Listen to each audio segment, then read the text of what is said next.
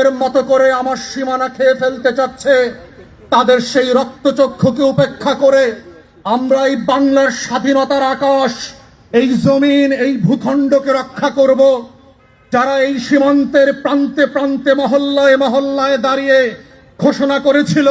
যে আজাদির লড়াই চলছে শত বছর থেকে, এই আজাদির লড়াই থেকে আমরা পিছনে হটব না। বাংলার মানুষ যারা ব্যানারে ব্যানারে দলের পক্ষ থেকে এবং দল ছাড়া যারা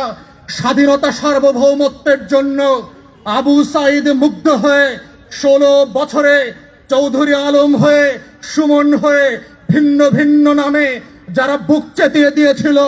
এই দেশকে রক্ষা করবার জন্য, সেই হাজারে হাজারে গুম হয়ে যাওয়া, খুন হয়ে যাওয়া বেফাস লাশের যারা কবর পর্যন্ত খুঁজে পান নাই, সেই গণ কবরের পক্ষে থেকে যারা লড়াই করেছে, সেই সংগঠন আয়োজিত আজকের এই অনুষ্ঠানে যারা উপস্থিত হয়েছেন, মায়ের ডাকের আয়োজক বৃন্দ, নেতৃবৃন্দ, যারা নায়কের মতো করে, হিরোর মতো করে সেই আর্জেন্টিনা, বলিভিয়া এবং সাউথ আমেরিকার মতো করে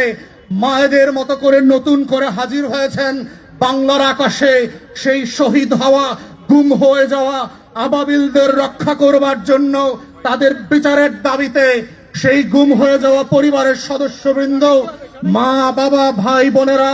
সন্তান সমতুল্যরা এবং আমাদের জাতীয় নেতৃবৃন্দ,